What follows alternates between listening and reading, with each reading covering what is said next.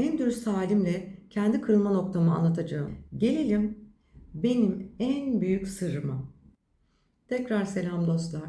Bir önceki videoda size hayatımı dönüştüren pek çok aydın ve üstadın yanında özellikle etkilendiğim 4 büyük rehberden bahsetmiştim. Jung, Dispenza, Proctor ve Farabi. Birçoğunuzdan şu soruyu aldım. Anlıyorum ama ben bugün şu an ne yapmalıyım? O ilk domino taşı, ilk başlangıç noktam ne, hangisi? Bugün size en dürüst halimle kendi kırılma noktamı anlatacağım. Ben bir zamanlar zihnimin içinde görünmez bir hapishane içerisinde yaşıyordum ve her şey ters gidiyor gibiydi. Enerjim düşüktü ve sanki hayat bana karşıymış gibiydi. Ama sonra bir şey fark ettim. O hapishanenin kapısı aslında hiç kilitli değildi.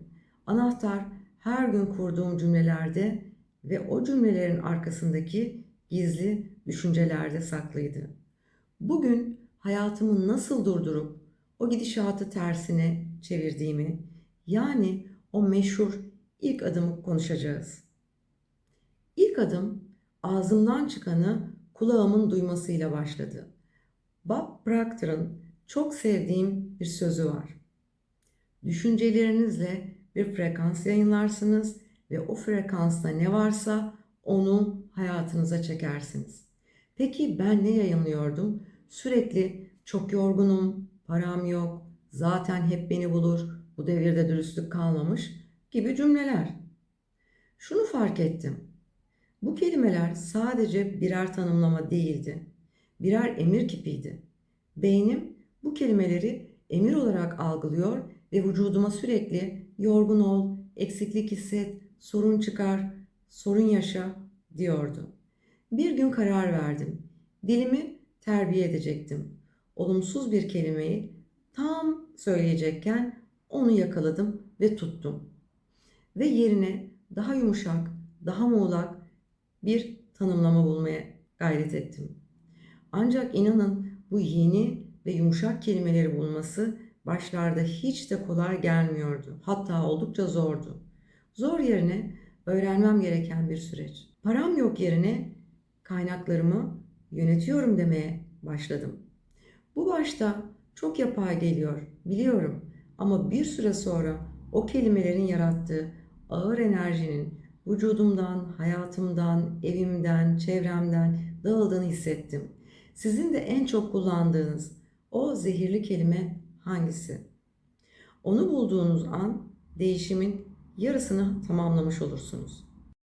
Kelimeleri düzelttim ama içeride hala bir savaş vardı. İşte burada Carl Jung ve Joe Dispenza'nın öğretileri birleşti. Düşüncelerimi bir dedektif gibi izlemeye başladım. Gün içinde aklıma gelen olumsuz fikirleri fark ettiğimde onlara benim düşüncem demeyi bıraktım. Onlara eski yazılımın bir parçası dedim. Beni ifade etmiyorsunuz. Ben yeni bir Nazan oluyorum. Jung'un dediği o gölge yanımız. Genellikle bu olumsuz düşüncelerle konuşur durur. Sen yapamazsın, yeterli değilsin der durur. Ben o sesi duyduğumda artık korkmuyorum.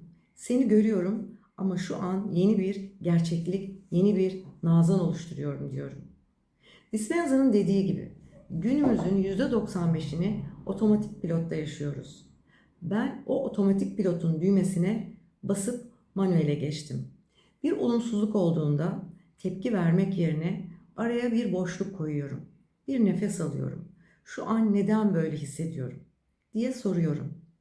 Bu farkındalık hayatımdaki o negatif ivmeyi durduran en güçlü frendi. Fark edince durdurabilmek mümkündü çünkü. Dostlar, gelelim benim en büyük sırrıma. Meditasyon. Evet, meditasyon. Ama lütfen bunu sadece gözlerinizi kapatıp oturmak olarak düşünmeyin. Meditasyonda geçirdiğim zaman zihnimi susturdukça o suskun, sakin alanda kendimi onarıp yenilemem, bir şekilde iyileştirmem mümkün oluyordu. Ben çok yaptım. Hala her gün yapıyorum. Sabah, akşam, hatta fırsat bulursam gün içerisinde. Çünkü meditasyon benim için bir laboratuvar. Joe Dispenza'dan öğrendiğim tekniklerle meditasyon koltuğuna oturduğumda veya uzandığımda sadece sessizliği dinlemiyorum. Gelecekteki olumlu ve ivmelenmiş halimi, onun duygularına hissediyorum ve giriyorum. Vücuduma henüz gerçekleşmemiş olan o huzuru, o bolluğu, o refahı, o sağlığı şimdi anda yaşıyormuş gibi hissettiriyorum. Meditasyondan kalktığımda da az önceki o eski kaygılı insan olmuyorum pek tabii ki. Her seansta zihnimdeki o eski nöral yolları biraz daha zayıflatıp yenilerini güçlendiriyorum.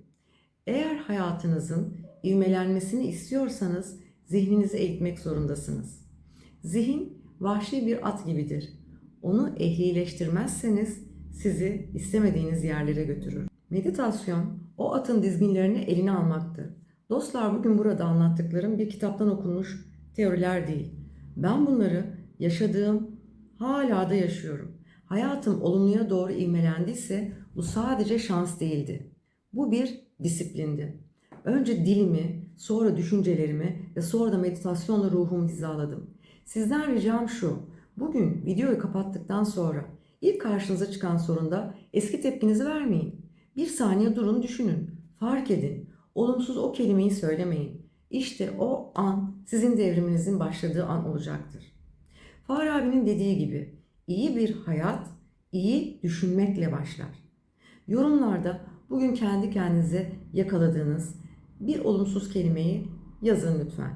Onu birlikte olumluya çevirelim.